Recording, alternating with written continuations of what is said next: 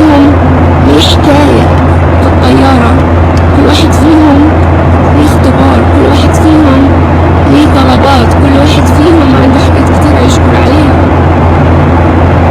بس تخيلوا رب، بصوا تحت قبل الأرض في غيوم شايفينها، يعني الطيارة فوق الغيوم اللي تحت دي.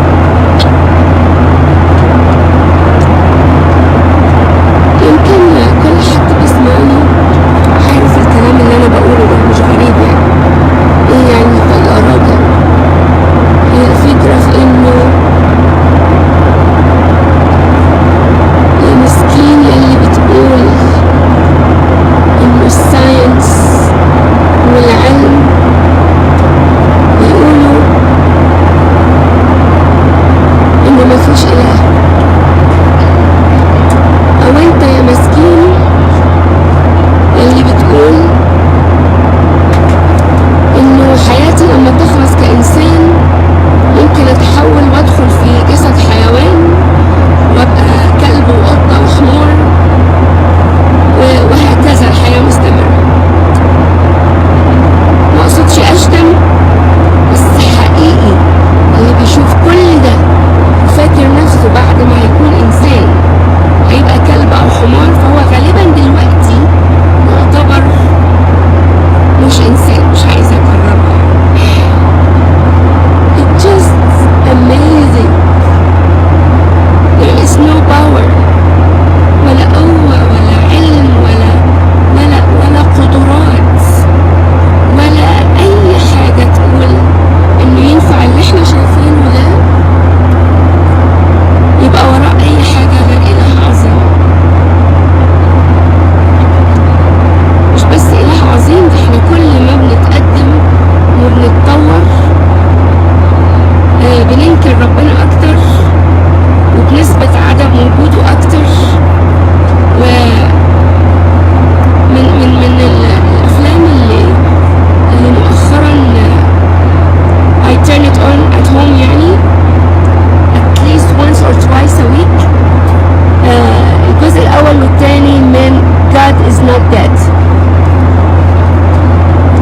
أشجع أي حد ما شافش الأفلام دي يشوفها تاني. I mean يشوفها أولاني، واللي شافها أولاني يشوفها تاني، لأنه القصص اللي في الأفلام دي مش مجرد فكر كاتب كتاب قصة حلوة، لا دي حقيقة أوي، دي حقيقة متكررة كل يوم معانا. أعتقد الإنسان حجمه من هنا أقل من حجم النملة بالنسبة لنا واحنا بنشوفها في البيت، النملة الصغيرة كمان مش الكبيرة. فما بالك حجمنا بقى احنا عند الله فوق قوي عامل ازاي.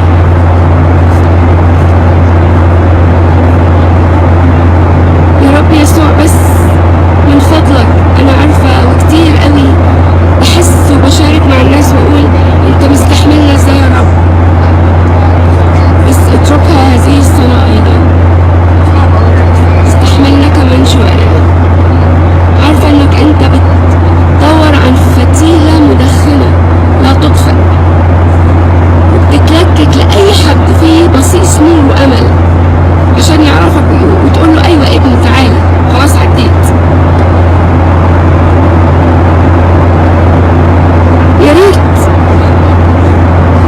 تشاركوا الفيديو ده، لأنه احنا ما نعرفش هيوصل لمين، بس انا اتمنى وعندي ثقة انه حتى وانا بتكلم عربي لو في هندي بيتفرج وبيسمع كلامي بالعربي الله هيوصل له انه 15 20 50 اله اللي بيعبدوهم وكل اله ليه حاجة. انا زرت معابدهم على فكرة الكنيسين، يشوفوا قد ايه شيء محزن السنين اللي ضاعت من عمرهم هم مش مستمتعين بالرب يسوع. يا ريت ده يوصل لكل واحد حاطط شخص كان شخص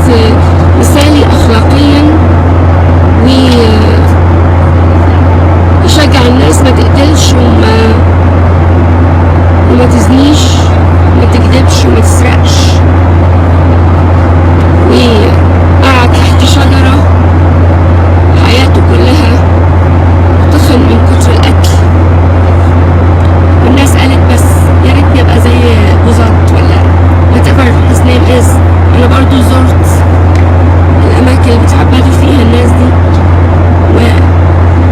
ويبقوا مونكس رهبان ويعتزلوا. ده حتى ممنوع يسلموا على الناس ولا الستات يعني عندهم حاجات very very restricted manners وأخلاق حلوة. but it's not enough. Actually that is not enough.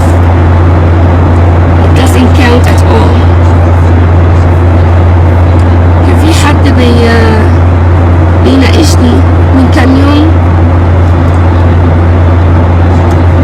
وهو مصدق قوي، ده كان بيزعق كمان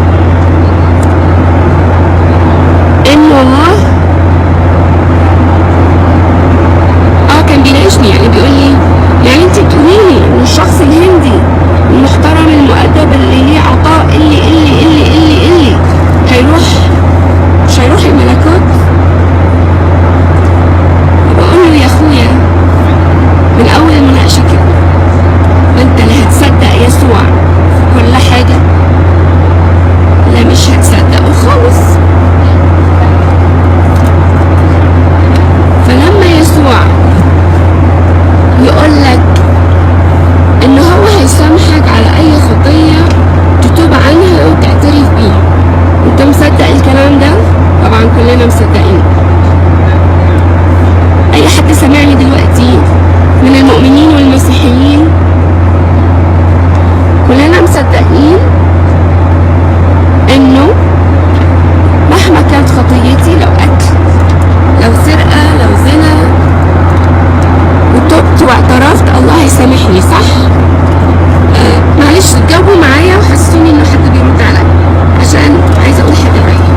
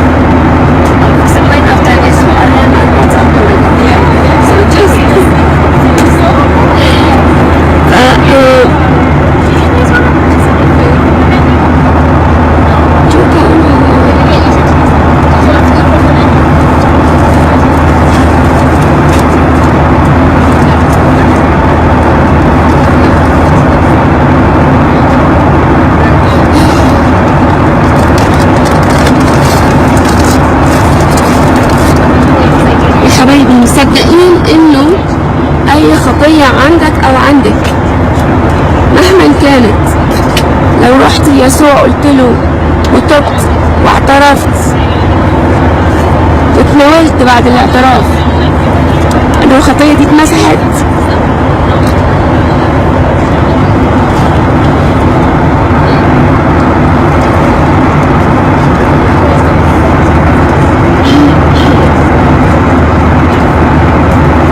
هعتبر الإجابة طيب ليه لأنه الكتاب المقدس بيقول إن اعترفنا بخطايانا. كان لسه أبونا بطرس معرفش إذا كان سمعني، لكن هو دلوقتي على الإيربلين بتاعته هو كمان رايح نيو جيرسي، بس كان امبارح بالليل عندي في البيت وكانت قاعدة حلوة ونقاش حلو، بس في آية حلوة قوي هو قالها وأنا دايما بحبها. الراجل ده أنا مش عايزة بس أخلي الشيطان يتغاظ منه، بس هو إنسان رائع وبركة ومحبته كبيرة قوي يعني. إن البركات اللي حصلت في حياتي الوقت الأخير ده زيارته ليا وصلاته في بيتي مرتين، فأشكره وبشكر ربنا. لكن هو قال الآية دي، قال إن اعترفنا بخطايانا فهو أمين وعادل ان هو يعمل ايه بقى؟ يغفر.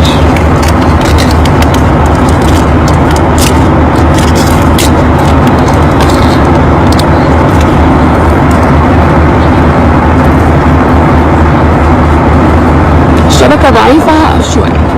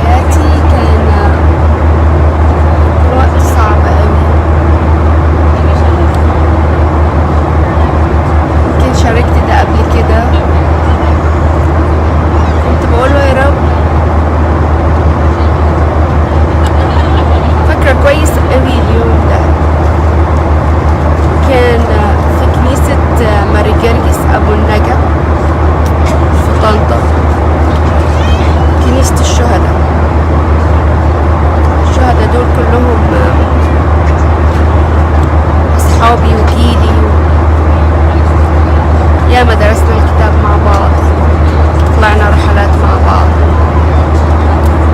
المهم ارجع للبوينت. هو صوتي مسموع الاول؟ اخ مدحت صوتي مسموع؟ ماما امان صوتي مسموع؟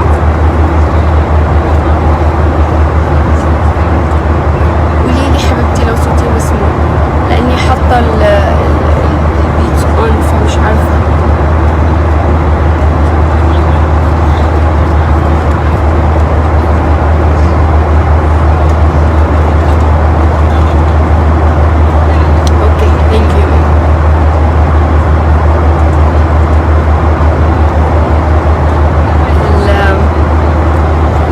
اللي قاعدين جنبي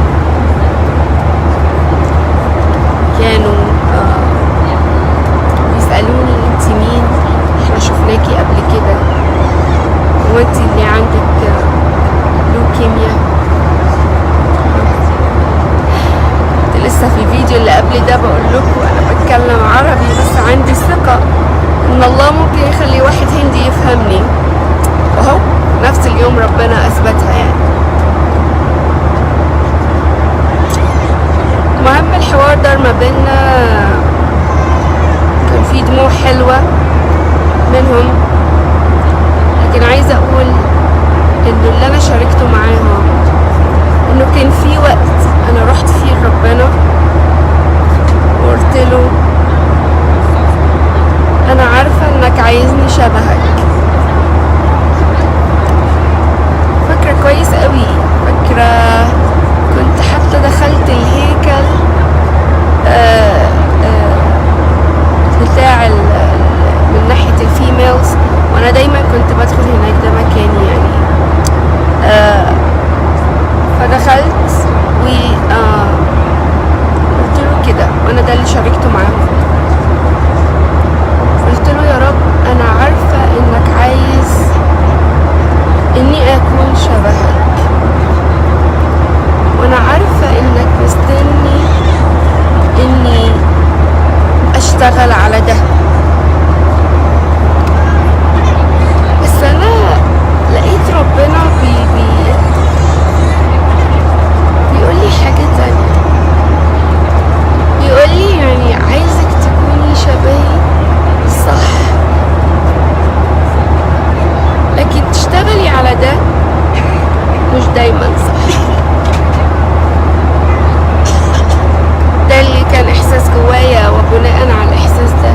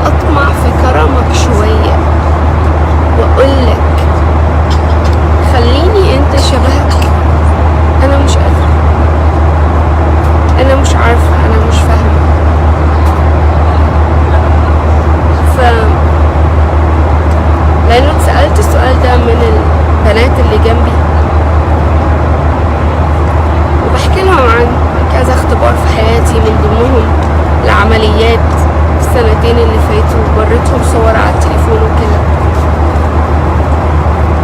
فواحدة منهم جمعت اللي هي في أول كرسي، فقالت لي طب بديتي ازاي؟ لا الأول سألتني يعني كان عندك خطايا زي ايه؟ حسيت جوايا كده انه هي عايزة تعرف هي في مكان وحش قد ايه. فقلت لها بصي، الخطية خطية مهما كانت. الزنا زي الكذب زي السرقة، خطية. اصل ادم ما زناش ولا سرق. ادم كل من الشجرة اللي الرب قال له ما تاكلش منها، يعني كسر كلمة ربنا. اي حاجة احنا بنعملها بنكسر بيها كلمة ربنا هي خطية. حسيت ان يسوع كان بيشجعها قوي انه مش مهم تقارني، انه دي ممكن تكون كانت بتكذب، خدت قرارات غلط، تحلف، بتشتم، تاخد حاجة مش بتاعتها whatsoever، وانتي حاسة انه خطيتك اتقل او اصعب او اكبر. لا، كله زي بعض. لما انفصلنا عن الله كان بسبب انه كسرنا كلمته. الجنة كانت مليانة، يعني كانوا بياكلوا وبيشبعوا وبيعملوا كل حاجة. ما اعتقدش ان هم كانوا جعانين ابدا لدرجة انه they don't have any choice، يعني ما عندهمش اختيار تاني. لا، هي الفكرة انه كسروا كلمة الله، فالله لازم يلتزم بوعده او بكلمته، فانفصلوا عنه. حكينا الكلام ده قبل كده، بس انا بقول لكم اللي حصل مع البنتين دول. فلما انفصلوا عنه برضو ما هنش عليه. وهي دي الرحمة اللي احنا بنتشعلق بيها، او على الاقل انا هو ده اللي انا متشعلقة بيه. مش ان انا حلوة، ولا ان انا بقرا في الكتاب المقدس كل يوم، ولا ان انا بشكر ربنا عشان عندي كانسر. لا، لانه انا خاطئة وفي حياتي سقطات كتير وايام كتير بتعدي ممكن ثقتي في الرب بيحاول ابليس يهزها مهما كان، او اتضايق واتعصب، حد قال عليا، او اعيد الكلام، اشتركت انا كمان في الكلام، حاجات صعبة قوي كده، واندم على خير عملته. كل ده انا بكسر كلام الرب يسوع، انا بخطئ. لكن هو حنين، وانا متشعلقة بقى في الحنية دي. انا متشعلقة في الآية اللي بتقول ان الله راح ذبح ذبيحة وخد الجلد بتاعها وغطى عري آدم وحواء. انا متشعلقة بالآية. انا استاهل ان الله يقول يلا روحي بالوجع مش عارفة ايه، وهتحملي وتلدين وتبقى حياتك صعبة يا آدم، وهتتعب قوي عشان تاكل وتشرب. كل ده انا استاهله، بس انا متشعلقة بالآية اللي بتقول انه من ثمرة بطن حواء، زي ما هي كانت اساس الانفصال، وانه هي ادت ودانها وصدقت ابليس، برضو منها هيجي الخلاص.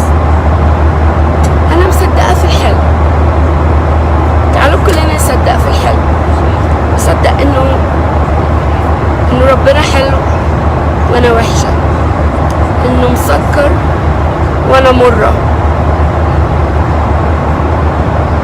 انه فعلا بيحبني ومش مستني مني حاجة، مش مستني مني ولا حاجة. اصلا انا ما عنديش حاجة اديها، لانه لو اي حد فينا فكر تدي ربنا ايه؟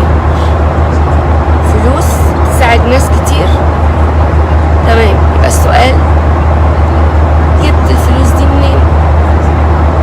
لا، انا تعبت في المذاكرة واتخرجت وبقيت دكتور وكده. لا يا حبيبي، طب ماشي هوافقك، جبت منين المخ والعقل والاستيعاب والفهم اللي يخليك تقدر تفهم وتحفظ وتحل وتبقى دكتور؟ الله. واي سؤال هيبقى اجابة الله. انا مدي وقتي لربنا، انا سبت الطب وبقيت كاهن، فانا مدي حياتي لربنا؟ لا،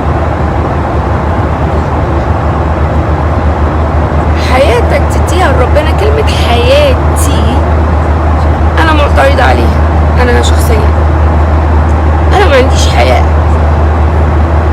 الحياة اللي هو مديهاني ده كرم منه هو. ففي كل يوم يا ابونا او يا قسيس او يا اي حد بيخدم الله، بتصحى فيه الصبح عشان تروح القداس، صح، نعمل قداس وابونا بيتعب جدا في القداس ومشاكل الناس بيحلها وبيروح زياراته، كل ده صح، بس تعالوا نرجع للأساس. هو مين اللي ادى الصحة وادى النفس وادى الفرصة وادى الحياة ان قدسك تعمل كده؟ الله. احنا وانا ما حلتناش حاجة نديها للرب. كل حاجة افكر فيها الاقيها بتاعته، كل حاجة افكر فيها الاقيها بتاعته. يعني حتى هو لما قال اعطيني قلبك، بقول ايه ده؟ طب يا رب قلبي ده بتاعك انت اصلا، اديهولك ازاي يعني؟ اعتقد ده تأملي انا الشخصي. فاعطيني قلبك مش ان اديله قلبي لانه قلبي بتاعه هو اللي مديهوني، لا، الفكرة انه اصدق انه قلبي بتاعه، اصدق انه حياتي بتاعته، اصدق انه فلوسي وخيري بتاعه، اصدق انه ولادي بتوعه، اصدق اني محمية علشانه، اصدق انه هيحول الخير للشر، اصدق انه الطاقة منه، كل حاجة. فبحس انه مش بيقولي اديني الحاجة بتاعتي، لا، بحس انه بيقولي انا كجاكلين عرفيني انك عارفة انه بتاعي. ممكن دي ترجمتها، عشان لو كلام كبير شوية او مش مفهوم، ترجمتها كلمة واحدة بس، الشكر. لو شكرت يبقى انا مصدقة انه كل حاجة بتاعتي. لما عايزة احاول اجيب مثل كده تحس انه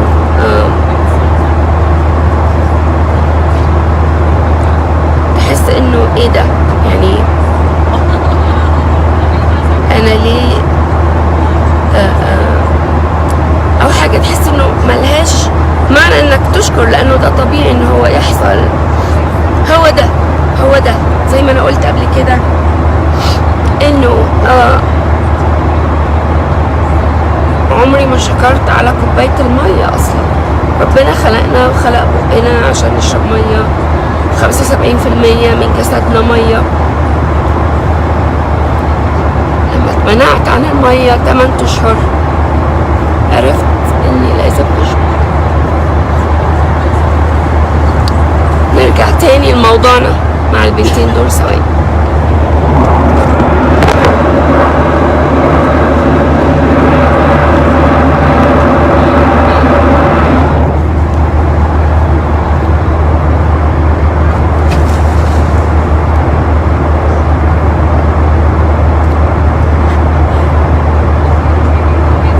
انه اي خطية هي خطية. بسألها سؤال واعتقد الحوار كله كان الله هو اللي اقول لكم على حاجة حصلت الاول. انا دخلت المطار متأخرة وعملت تشيك ان على التليفون بتاعي وحجزت السيت وكل حاجة من زمان، يعني خلصت كل حاجة على التليفون، لكن برضو كنت متأخرة في ان انا اعدي السكيورتي وكده، وعديت لكن كنت حاسة ان انا my sugar is down وعايزة اجيب اي حاجة كلها، فعملت كده. فوصلت، انا طيارتي 43 دقيقة، وصلت عند الجيت 3:30. فبقول لها اوعي تقوليلي، لانه ما لقيتش ناس، بقول لها اوعي تقوليلي انه الباب اتقفل. وراحت قالت لي الطيارة كاملة اصلا ما فيش حد ناقص. قلت لها لا انا وده رقم الفلايت بتاعي. خدت الباسبور قالت لي ازاي؟ انا سألتهم وقالوا ان كل الارقام كاملة، حتى جنب اسمك في confirmation انك قاعدة على الكرسي. قلت لها ما حصلش، انا هنا. المهم اتصلت بيهم بسرعة، كانوا هما بيقفلوا باب الطيارة. قالت لهم طبعا انا سافرت كتير وعارفة انه لو فاتتني الطيارة it's okay، ممكن اخد اللي بعديها او whatsoever there is a solution، يعني مش وانا مش رايحة لهدف معين لازم اعمله النهاردة يعني. لكن كان جوايا احساس انه انا لازم ابقى على الطيارة دي. فبقول لها ايه، لا don't tell me ان هم قفلوا الباب. انا كل اللي انا اعرفه ان انا لازم ابقى على الطيارة دي، وده اللي خلاني ان انا اعمل تشيك ان على التليفون وكل حاجة قبل ما اوصل.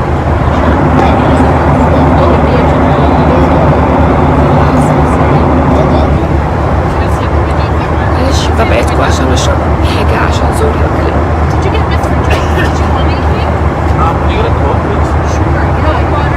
فقعدنا، ولما طلعت اول مرة لايف لقيت البنتين بيبصولي قوي، فحصل دروب في الانترنت، ما قدرتش اكمل اللايف الاولاني. فزي ما بقول لكم لقيت واحده منهم بتقولي انا عارفاكي، انت بتطلعي لايف، مش انتي عندك كانسر وانك قالت لي كده. انا قلتها بالعربي دي في فيديوهات كتير، بس هي قالت لي كده، قالت لي انك قلتي انه it's a win-win game، انتي كده كده كسبانه. طبعا مش صعب انه يكون ليهم اصحاب بيتكلموا عربي وهم سألوهم واصحابهم ترجموا لهم. مش اصحابهم ولا هم ولا اي حاجة، it's the Lord، هو ربنا. والبنت بتدمع كده، اديتها رقم تليفوني، السيلفون بتاعي، قلت لها تقدري تكلميني في اي وقت وانا هكون بصلي علشانك، وانتي كمان صلي لي الوقت الجاي.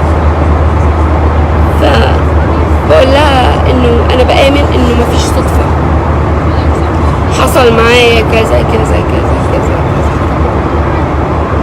مفيش حاجة اسمها لو الخطية هي طين مط، مفيش حاجة اسمها لما دخلت في المط رجليا اتوسخت او انا اتمرمخت في الطين. What is the result؟ the result is the same. أنا ما عدتش نظيفة زي الأول مادام دخلت عند الطين. It's that simple. وده خبر وحش قوي، إنه اللي يدخل برجليه للطين زي اللي بيتمرمخ. خبر وحش، لكن here's the good news. الله قادر وما عندهوش شرط انه لو رجليك 3 انش هقبلك معاك ل3.5. it's okay، لكن اكتر من كده لا. الله قالك وقال لي وقال لها وقال لنا لو من راسكوا الرجلين طين ملكش دعوة، هنضفك، هغيرك، هخليك حاجة تانية. حاجة مهمة اقولها، الفترة اللي فاتت واليومين اللي فاتوا في ناس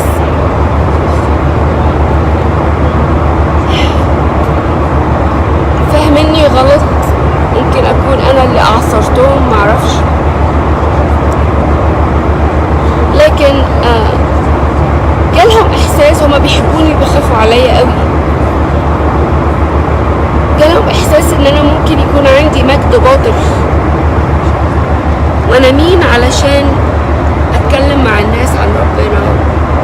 انا مين عشان اصلي لاي حد؟ اوعي ابليس يخدعني. صح، هما خايفين عليا،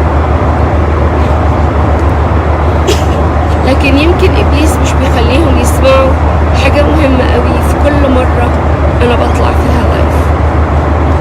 انا بقول، ومش بس بقول، يعلم الله دي حقيقة، بأمانة دي حقيقة. انا مش بيرفكت، انا بخطي كتير، يمكن في اليوم 100 مرة. انا بس يمكن مضايقتي من الناس، عدم محبتي، زعلي في انه حد يتكلم عليا. كنت لسه حتى بعت الرسالة دي لكاهن ابونا عزيز عليا قوي.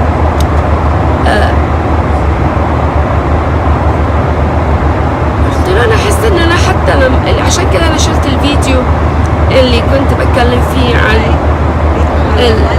الحد اللي كان بيتكلم عني كلام مش حلو. ليه؟ لانه حسيت انه مجرد دفاعي عن نفسي، حسيت انه خطأ. ليه؟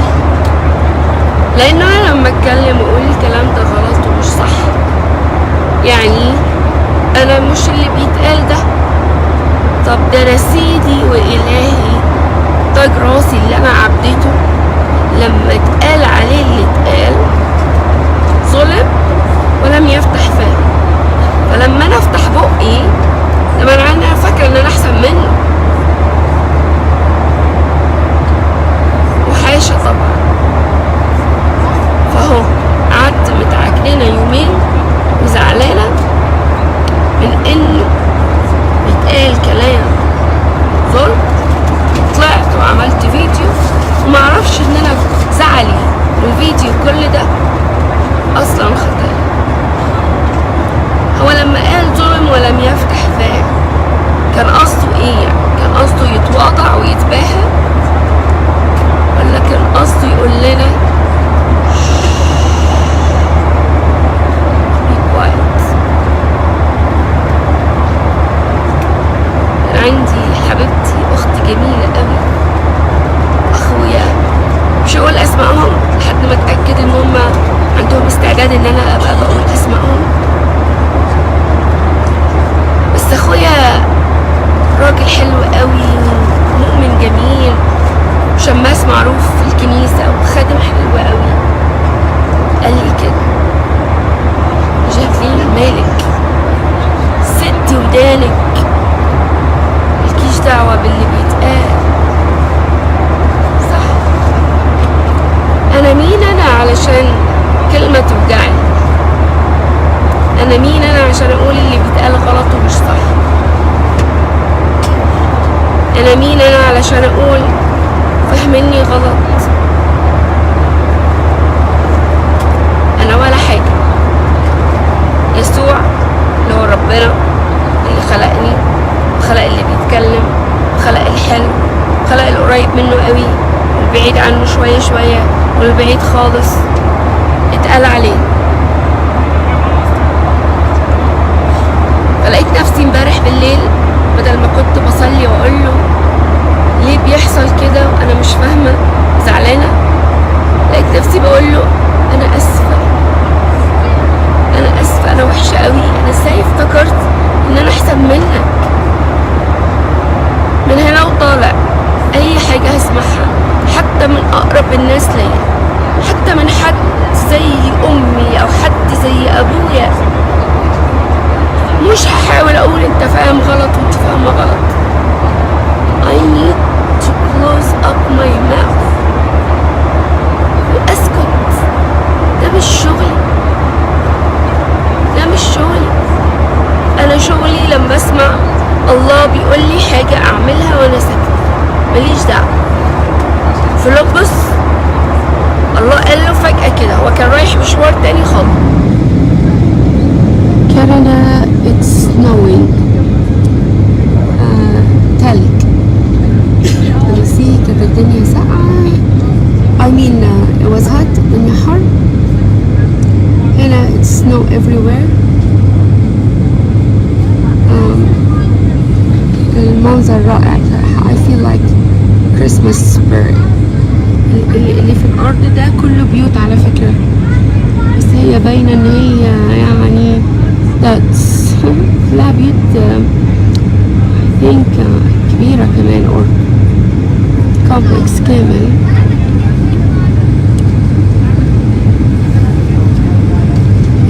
بدأ يبان الهاي واي والشوارع. oh wow كندا is very flat، عاملة زي فلوريدا كده، ما فيهاش جبال. تينيسي عندنا جبال كتير، هنا الدنيا كلها فلات. حلو. انا يعني I actually بحب قوي الجو بتاع الجبال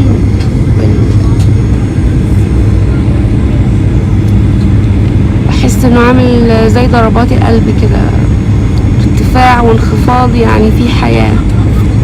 لما تبقى كل حاجة just straight كده بحس انه ما فيهاش حياة. It's just طبعا my personal opinion، يعني ملوش اي علاقة بأي حاجة روحية ولا اي حاجة، just حتى المشي الجبال بحس اني ups and downs. اعتقد ده بقى المطار اللي احنا we're landing. ايوه احنا نازلين. الدنيا كلها الابيض ده كله سنو، تلج.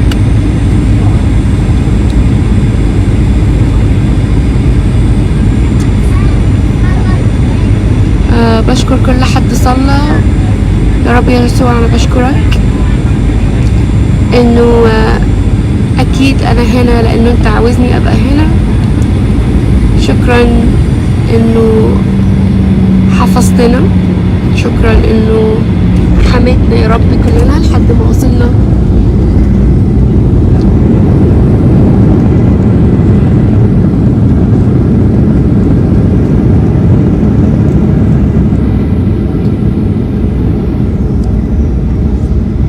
كيكا انا عارفه انك مستنياني، انا مش عارفه يعني هقابلك ازاي.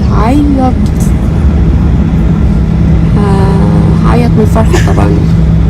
احضنك ساعه ولا ممكن 45 دقيقه بس علشان ما نتاخرش. بس كيكا انا جعانه قوي على فكره، انت هتاخديني من المطار على اي حته فيها اكل. هنروح البيت طبعا على طول. انا I'm very sure انك مجهزه لي حاجات كتير، فانا I'm very very hungry.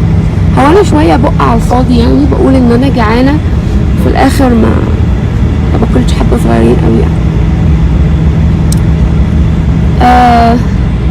معرفش هشوفكم لايف تاني ولا لا. انا هستنى شوف ربنا عايزني اعمل ايه.